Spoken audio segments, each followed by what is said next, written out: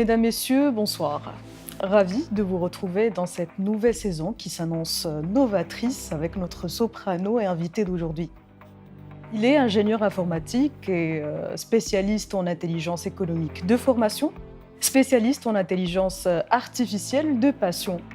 Avec lui, nous allons discuter de la dimension sociale, éthique de l'intelligence artificielle. Ali Motaïb, bonsoir. Bonsoir, Merci d'avoir accepté notre invitation. c'est moi qui vous remercie. Merci. Il y a autant de questions qui mêlent réalité d'aujourd'hui et prospective que nous allons certainement décortiquer avec vous, mais peut-être avant d'entrer dans le vif du sujet, si on peut mettre en contexte nos téléspectateurs, donc qu'est-ce qu'on entend par intelligence artificielle, même s'il n'y a pas une seule définition d'intelligence artificielle, mais si on peut résumer rapidement de quoi il s'agit. Parfait, je tiens tout d'abord à vous remercier, vous féliciter pour avoir abordé justement ce sujet qui est essentiel aujourd'hui, qui va avoir un impact très important pour notre société, tant sur le modèle social, économique, mais aussi au niveau philosophique. Et on pourra l'aborder par la suite. Effectivement, aujourd'hui, dans les médias, le sujet est traité à travers différents prismes, différents concepts qui sont abordés par les médias, notamment dans le domaine d'applications informatiques, mais aussi dans le domaine d'applications économiques et autres. Mais si on devait résumer à la base, qu'est-ce que l'intelligence artificielle? De manière très simple, on pourrait dire que c'est la reproduction un peu de l'algorithme du comportement et du cerveau humain sur une machine. Donc, d'après ce que vous venez de dire, ce qui vraiment cette interrogation qui ressort, c'est vraiment quand, cette intelligence artificielle qui est créée, qui est faite à la base par l'homme, est-ce qu'à un moment donné, elle aura encore besoin de l'intelligence humaine? Et c'est la grande interrogation qui reste en suspens. Mais ce qui est sûr, en tout cas, c'est que nous vivons aujourd'hui, dans une, révolution technologique et du coup, ceci dit, des métiers qui, tels que nous le connaissons aujourd'hui, peuvent changer ou peut-être disparaître d'ici 20, 25, 30 ans. À votre avis, est-ce que ou comment, en quoi l'intelligence artificielle peut-elle changer, chambouler, sinon muter radicalement ces métiers d'aujourd'hui? Oui, question très intéressante et importante. Alors effectivement, vous avez parlé d'un terme important, révolution technologique. On est vraiment à l'ère d'une nouvelle rupture. D'une nouvelle rupture, une révolution technologique et numérique, telle qu'il y a eu auparavant avec la révolution industrielle. Cette alimentation de cette intelligence artificielle en données, et là on a un autre facteur et un autre opérateur très important sur lequel voilà, on doit approfondir les différentes recherches, c'est la data, c'est la donnée. La donnée est l'élément le plus important qui sera déterminant dans ce 21e siècle, et c'est l'élément qui donne la puissance à cette intelligence artificielle qui est traitée par ces géants de l'Internet. En réalité, pour ensuite parler d'évaluer l'impact sur les métiers, il faut aussi parler d'abord du traitement et de l'évolution de cette intelligence artificielle. Parce qu'aujourd'hui, on a différentes applications, on a une intelligence artificielle, on va dire, précoce, donc avec des domaines d'application, de la robotisation rapide, tels que les robots qui nous répondent dans les applications domaine bancaire, ou des calculatrices dans les jeux vidéo, mais l'intelligence artificielle développée qui pourrait arriver au stade humain, des géants de l'Internet y travaillent. Et en fait, la principale donnée qu'ils exploitent, qu'on a dit, c'est la data. En gros, la data. Et en réalité, aujourd'hui, ceux qui disposent et qui disposeront d'une intelligence artificielle puissante, ils se comptent sur les doigts d'une main. C'est ce qu'on appelle les GAFA, donc côté américain, Google, Apple, Facebook, Amazon, ou les BATX, côté chinois. Donc Baidu, le moteur de recherche chinois, Alibaba, Tencent qui a développé l'application WeChat, le WhatsApp chinois, et Xiaomi qui développe des smartphones et tablettes en Chine. C'est les seuls aujourd'hui qui ont tellement de data, et en fait cette data elle vient d'où? C'est nous, utilisateurs du monde entier, qui leur fournissons cette data et gratuitement. C'est-à-dire que tous les jours, Sans que le sache. On le sait, puisqu'on accepte les conditions d'utilisation en utilisant ces applications de manière journalière. Lorsqu'on utilise notre smartphone, lorsqu'on prend des photos, lorsqu'on prend un selfie en vacances ou autre, on envoie toutes ces données qui sont traitées directement par ces géants de l'Internet. C'est des millions de milliards de données qui sont traitées chaque jour, qui sont envoyées via les applications, lorsqu'on utilise WhatsApp, Instagram, Facebook, que ce soit en termes de photos, d'audio ou voilà, d'écriture. Toutes ces données sont traitées, sont utilisées pour alimenter. Donc, on envoie ces données en processus intelligence artificielle qui, chaque jour, développe avec, voilà, qui va traiter toutes ces données et développer encore plus son intelligence.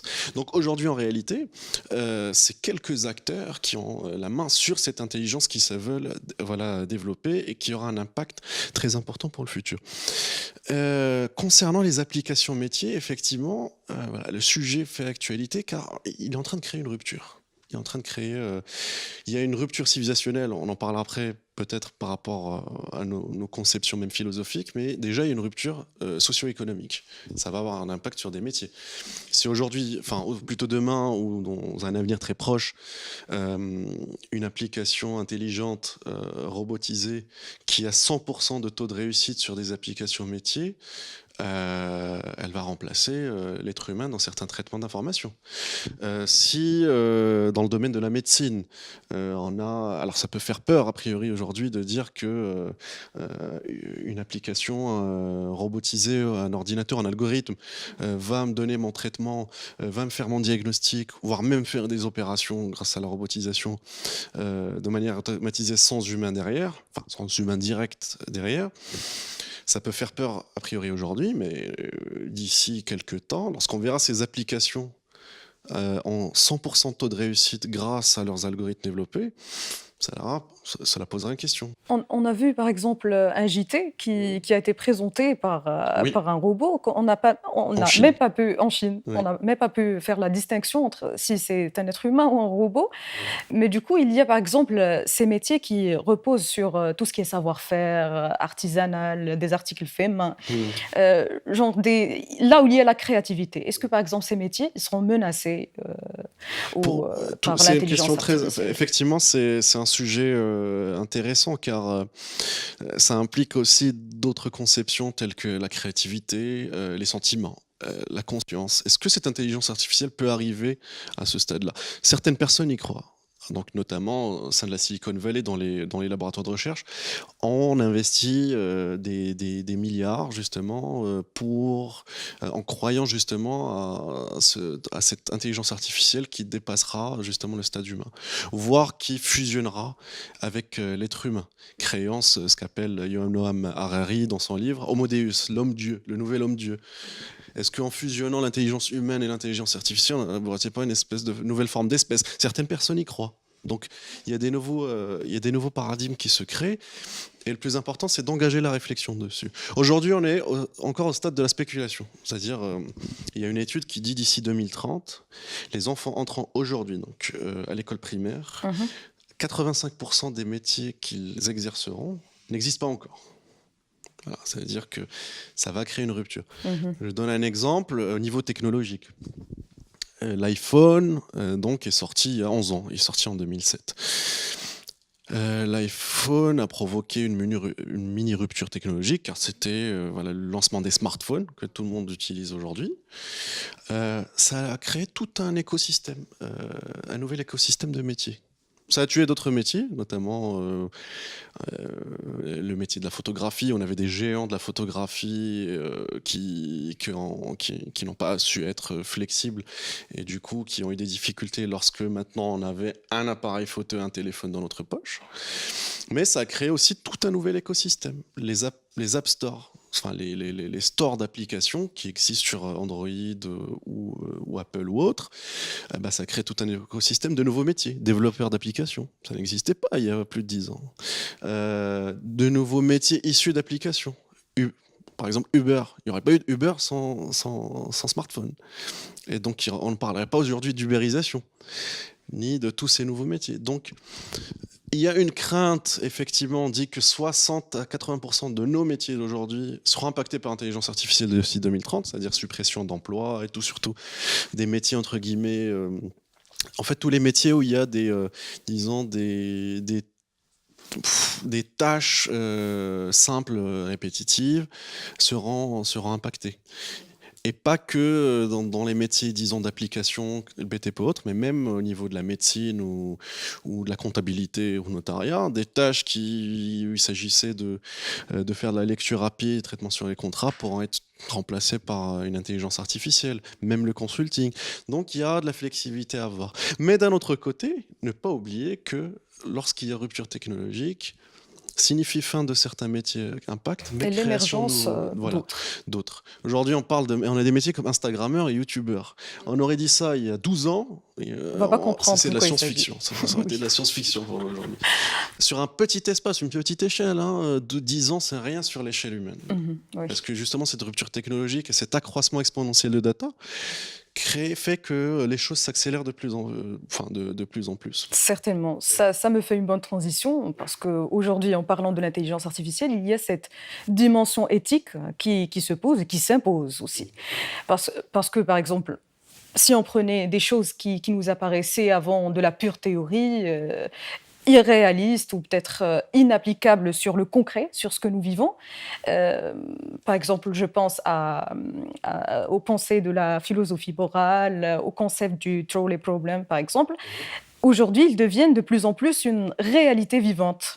D'où la nécessité d'interroger ce développement éthique de l'intelligence artificielle. Ma question est justement comment aujourd'hui on peut assurer le développement éthique de l'intelligence artificielle. Est-ce que ceux qui maîtrisent ou peut-être les puissances, les grandes puissances de cette intelligence artificielle sont ceux qui refutent ou peut-être ne prennent pas en considération tout ce qui est éthique, morale, ou peut-être on peut trouver les deux qui se rejoignent. Donc, comment vous voyez cette Il y problématique? a effectivement cette rupture crée une complexité, y compris dans la réflexion par rapport au sujet. Par rapport à cela, donc, il y a eu des questionnements éthiques, notamment par rapport au développement militaire de l'intelligence artificielle. Petit rappel, on sait toujours que c'est surtout enfin, auparavant surtout, mais même aujourd'hui, la recherche et développement vient surtout du milieu militaire qui se transpose au milieu civil.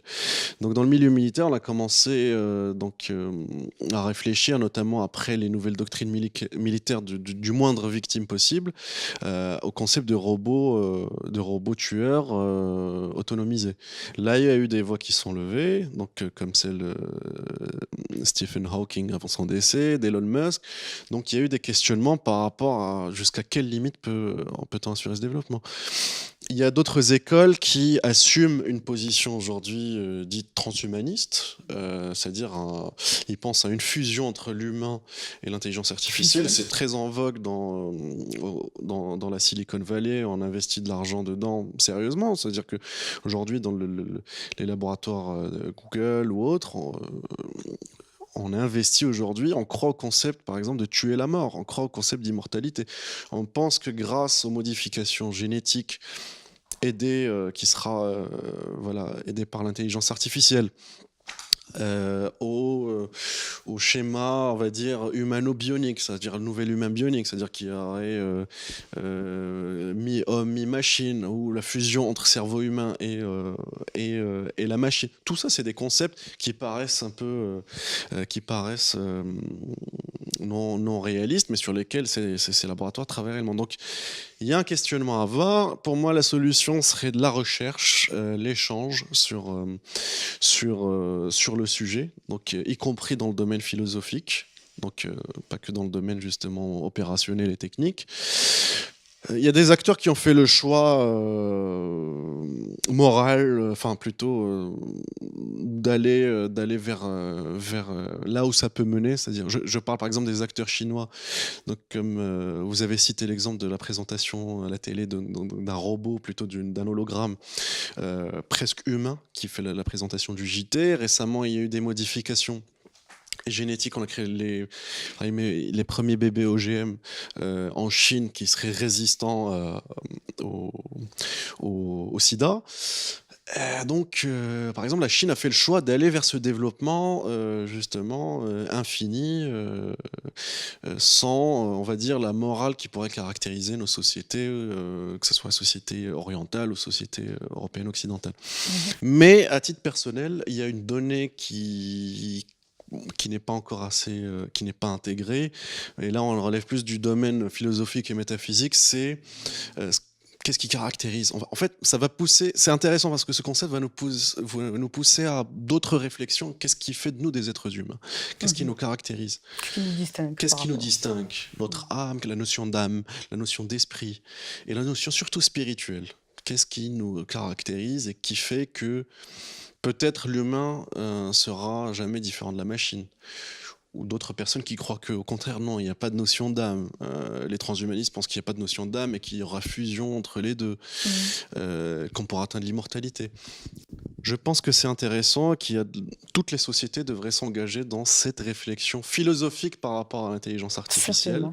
en plus de la réflexion, comme on a dit, socio-économique et les autres domaines d'application. Mhm. Certainement. Et Oui. donc, aujourd'hui, peut-être le pays qui maîtrise ce saut technologique saura peut-être dominer ou coloniser le reste des pays, comme l'a dit Vladimir Poutine. Ouais, exactement. Il Ouais. a vu en intelligence artificielle un moyen de dominer le monde. Peut-être pour voir un petit peu au Maroc, Mhm. je ne sais pas encore si on a une conscience en termes d'intelligence artificielle, si on en parle ou pas, mais à votre avis, comment peut-être le Maroc peut exploiter l'intelligence artificielle pour rattraper certains retards? Question intéressante et j'y répondrai en deux temps. Effectivement, Vladimir Poutine avait dit, je crois, bref, il y a un an ou deux, il avait affirmé devant la télé, devant le monde, celui qui maîtrisera l'intelligence artificielle dominera le monde. Exactement. À peu Mhm. près des choses comme ça. Mhm. C'est devenu un sujet essentiel et maintenant y compris politique. Mhm. Et effectivement, il y a une autre grille de lecture qu'on peut appliquer à l'intelligence artificielle, c'est une grille de lecture géostratégique, géopolitique. Comment? Il y a différentes notions qui sont mises à l'épreuve par le développement de l'intelligence artificielle. Tout d'abord, la puissance des GAFA et BATX. La notion même de souveraineté, de puissance d'un État est en train de, voilà, d'être est en train de s'affaiblir, est en train de s'affaiblir, et cette puissance, cette balance des pouvoirs, enfin plutôt ce rapport de force et ce barrissant du pouvoir est en train de petit à petit se diriger vers ces grandes puissances privées qui sont internationales, qui n'ont pas de frontières, etc. Donc les États. Je parle de la notion d'État même, ou la notion d'État-nation qui est issue, qui a débuté principalement au 19e siècle, sera mise à l'épreuve. Donc les politiques doivent intégrer cela. Mhm. On le voit tous les jours. Déjà au niveau de l'Union européenne, prendre exemple, on voit que bon, l'Union européenne peut mettre des amendes de 5 milliards à Google, ça les chatouille voilà, rapidement, ça les dérange pas. Donc il y a cette notion effectivement rapport face à la souveraineté et la mondialisation, Mhm.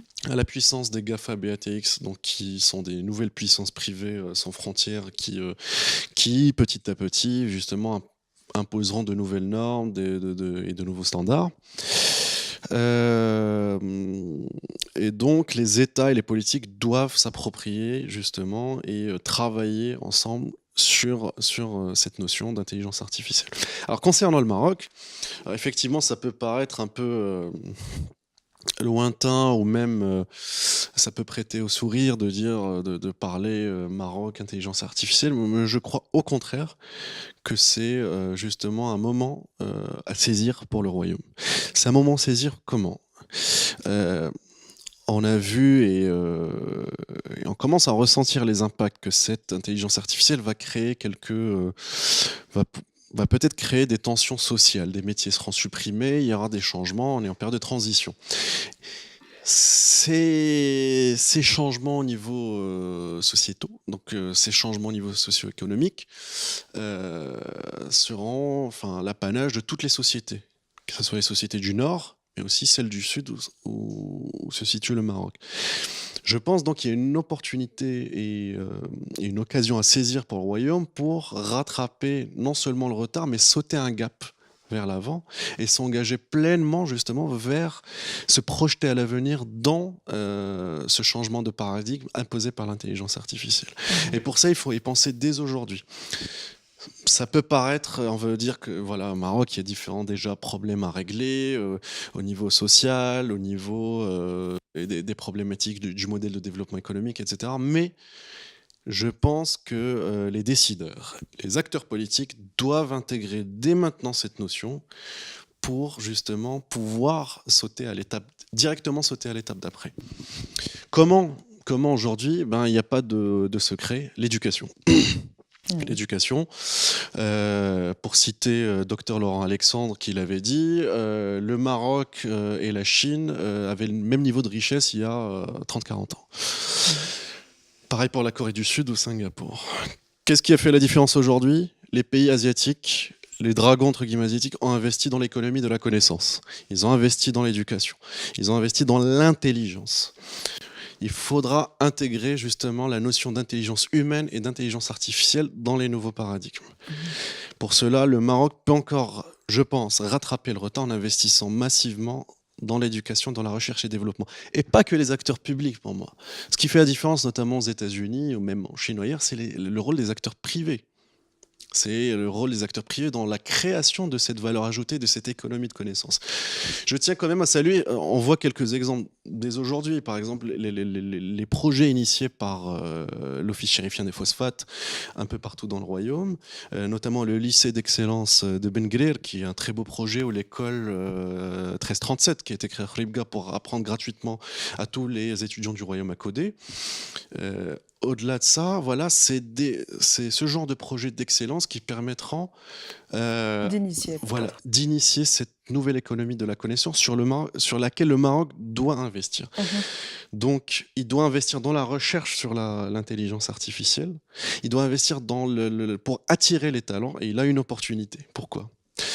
Parce que le Maroc aujourd'hui se projette comme étant une puissance régionale, et notamment sur le continent africain, et veut œuvrer à un développement et une coopération sud-sud intégrée. Il s'avère que le continent africain est en partie encore un terrain vierge pour les GAFA et les BATX, même s'ils commencent à s'y intéresser à travers différents projets initiés, Internet pour tous par Facebook ou les installations d'infrastructures par l'État et les entreprises chinoises. Mais les données sont encore sur le continent africain sont encore une matière, une ressource précieuse qui n'a pas encore été justement priorisée, exploitée par ces acteurs. Je pense qu'il y a une coopération sud-sud à faire avec nos pays frères africains dans le développement de l'intelligence artificielle, dans le recrutement des talents, et pour peut-être en établissant même des partenariats avec ces GAFA ou BATX, qui a déjà commencé. Les pays d'Afrique de l'Est, par exemple, Kenya, Éthiopie pour ne citer que, ont déjà commencé des partenariats avec des BATX chinois pour développer, le Rwanda surtout, pour développer la question sur leur territoire. Le Rwanda est un pionnier sur le continent africain dans le développement, justement, dans cette transition technologique, et même au niveau du développement d'intelligence artificielle. Je crois que son université a été classée parmi les meilleures en termes de recherche sur l'intelligence artificielle. C'est un modèle et un exemple pour nous, pour le Maroc, sur lequel on devrait s'inspirer. On est sur le même continent, donc développer ce genre de partenariat. Anticiper le changement de paradigme. Je vais donner un exemple. Le plan d'accélération industrielle qui a été développé par le gouvernement est un plan, quoi que l'on dise, qui a plutôt bien fonctionné jusqu'à aujourd'hui, vu que les exportations automobiles sont les premières sur l'échelle des exportations marocaines. J'ai peur de dire qu'on est déjà en retard si on n'anticipe pas la suite. Parce qu'en termes d'intelligence artificielle, on est en train déjà de parler de voitures autonomes. Donc, et là, on est encore sur un modèle qui date d'il y a 10-15 ans, d'assemblage des voitures, voilà, qui fait ses preuves aujourd'hui. Mais si on n'anticipe pas, si on n'investit pas, par exemple, aujourd'hui, le ministère de l'économie, de l'industrie, n'investit pas en recherche et développement par rapport à la voiture autonome et la voiture électrique, eh ben, on perdra encore une fois le pied dans justement cette nouvelle économie. Donc, c'est des données intégrées, la recherche et développement, le développement de l'éducation, de l'économie L'éducation. de la connaissance, et puis l'anticipation stratégique par rapport à ces données qui doivent être intégrées maintenant dans notre schéma de pensée, y compris au niveau de notre politique publique. On conclut sur la nécessité d'une volonté politique, sociale, culturelle, pour justement assurer cette transition vers l'économie de la connaissance, pour que l'être humain soit aujourd'hui genre qu'il reste ce maître du jeu et non pas et qui saisit l'intelligence artificielle au lieu de se faire saisir par l'intelligence artificielle. Donc merci Ali pour cet entretien hautement instructif. Merci à vous. Quant à vous, chers téléspectateurs, je vous donne rendez-vous très prochainement avec un autre soprano, toujours sur Lousi TV.